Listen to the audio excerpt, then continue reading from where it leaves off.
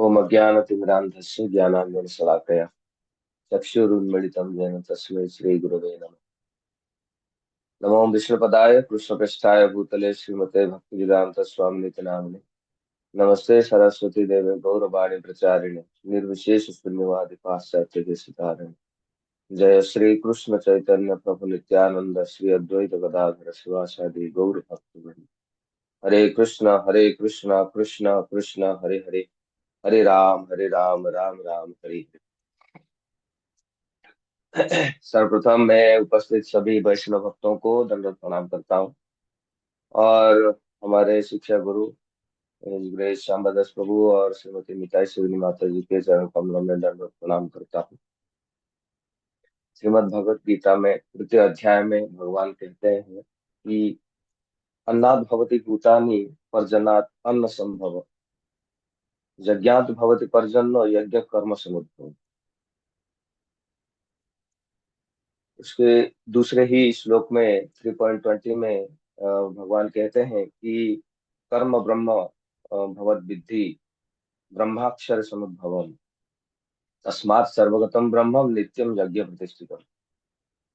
तो इसका तात्पर्य यह है कि जो रेगुलेटेड एक्टिविटीज है, जो हमारा कर्म है, ये हमारे वेदों में वर्णन है।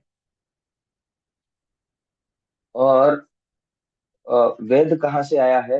वेद भगवान की मुखारविंद से डायरेक्टली आया है।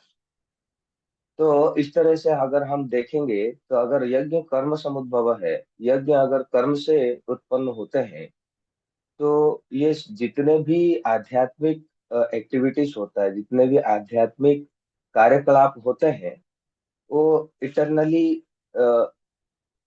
चिरकाल से हमारा कर्म से ही आता है। तो ये कर्म, ये प्रेस्क्राइब्ड ड्यूटीज, ये जो अ, शास्त्र अनुमोदित कर्म जो है, अ, ये किस लिए चाहिए? ये हमको चाहिए कि जब तक हम कर्म ठीक से नहीं करेंगे, शास्त्र अनुमोदित कर्म नहीं करेंगे, तब तक हमको वर्षा नहीं मिलेगी। और जब तक वर्षा नहीं मिलेगी, तब हमको फूड ग्रेन्स जो है खाना नहीं मिलेगा। तो डायरेक्टली और इनडायरेक्टली ये शरीर आत्मा और मन को सशक्त रखने के लिए, सुदृढ़ रखने के लिए, परिष्कृत करके रखने के लिए हमको अन्न की आवश्यकता होता है। यह हमको मानना जरूरी है। तो ये अन्न आता है वर्षा से, और वर्षा यज्ञ से आते हैं। माँ, पृथ्वी माँ हमको तरह तरह के प्रकार की खाद्य पदार्थ हमको देते हैं। और इनके बदले हम धरती माता के ऊपर एक्सप्लोइटेशन ही करते जा रहे हैं। हम लोग कभी भी अपना स्वर निकाला नहीं। तो इसलिए क्या होता है, तरह तरह की प्राकृतिक आपदाएं हमको झेलना पड़ता है, क्योंकि mother nature is directly under the supervision of the supreme personality of God. भगवान कहते हैं, मया अध्यक्षेण प्रकृति श्रूयते सचराचर।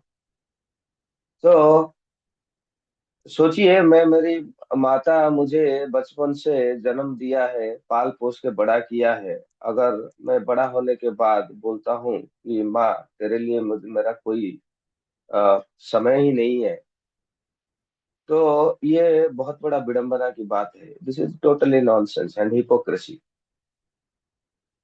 और ये आचार्य कहते हैं ये डेमोनियक एक्टिविटीज है, और ये disrespectful to the mother nature. वैसे हम देखेंगे तो हमारा जो परम पिता और माता है, वो श्री राधा एंड कृष्ण है। और वो भगवान राधा एंड कृष्ण हमारे परम पिता होने के नाते हमारा इमीडिएट फादर और मदर जो हमको प्रोवाइड करते हैं, वो इनडायरेक्टली परमपिता भगवान से ही आता है। तो भगवान खुद कहते हैं कि I am the source of everything, भोक्तारम यज्ञ तपसाम सर्वलोक महेश्वरम। तो एवरी पीस ऑफ हैप्पीनेस जो हम आज कह रहे हैं कि मैं खुश हूँ, वो चाहे वो आध्यात्मिक प्रगति में हो, चाहे भौतिक प्रगति में हो, या कोई भी कार्यकलाप करके अगर हम खुश हैं, तो this is the blessings of the supreme personality of God head, and it comes by a certain type of sacrifice. ये निश्चित रूप से कोई ना कोई एक यज्ञ से आता है। तो ये अगर यज्ञ की बात हम करेंगे, कितने अ, हम में से कितने भक्त यहाँ पे सही तरह से यज्ञ कर पाएंगे, क्योंकि यज्ञ के लिए हाईली क्वालिफाइड ब्राह्मण की जरूरत पड़ता है। यज्ञ के लिए अ, सामग्री की आवश्यकता होता है, जो कि शुद्ध नहीं है आजकल के जमाने में। और एक भी मिस्टेक, एक भी गलती वो यज्ञ में हुआ, वेद पाठ में हुआ या मंत्र उच्चारण में हुआ, तो यज्ञ का कोई फल नहीं मिलेगा। ये यज्ञ का विधि है।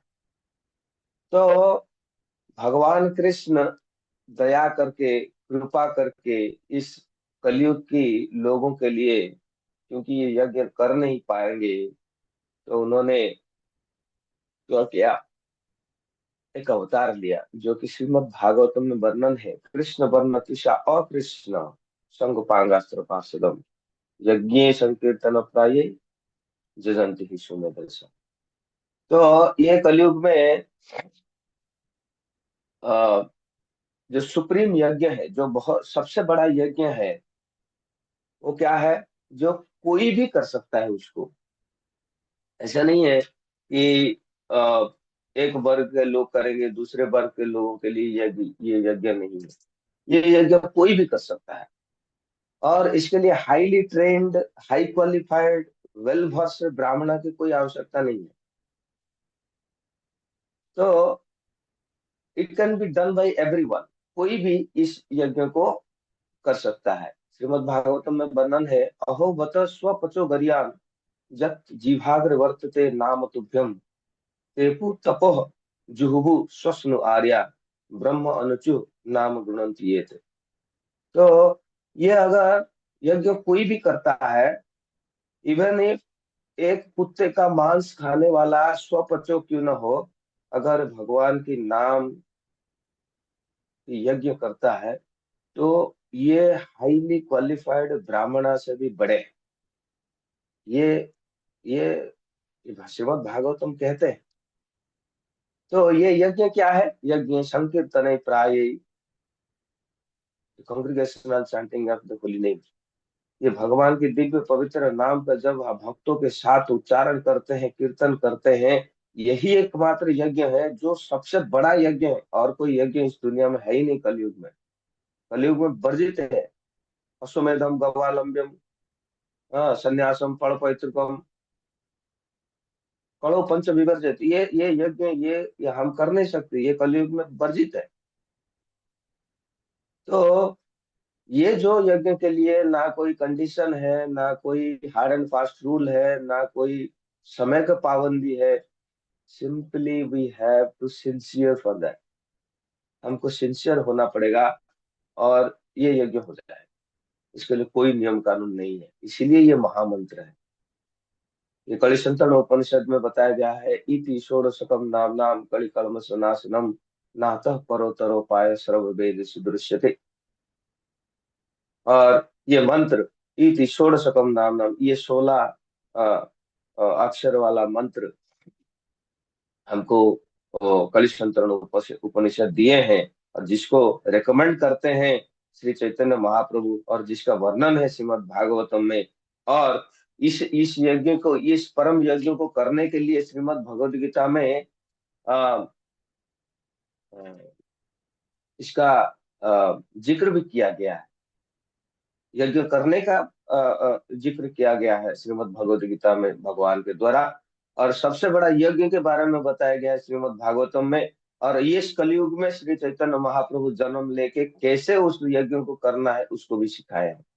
तो ये कोइंसाइड है, ये कोइंसिडेंस नहीं है। ये भगवान की प्लान है, ये भगवान की देन है, ये भगवान के आशीर्वाद है।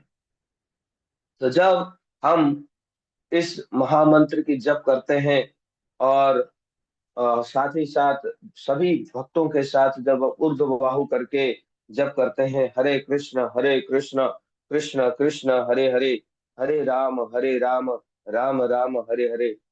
मेरे पूज्य गुरु महाराज परम पूज्य रघुनाथ स्वामी महाराज कहते हैं, जब हम हाथ ऊपर करके इस मंत्र की गान करते हैं, इस मंत्र का उच्चारण करते हैं, तब ऐसा लगता है कि ये जो ऊर्ध्व बाहु करके सारे सारे भक्त ये मंत्र का उच्चारण करते हैं, ये यज्ञ क्या शिखाएं हैं।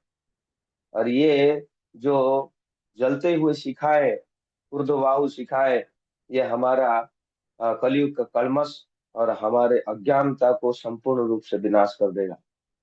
ये इस मंत्र का प्रभाव है।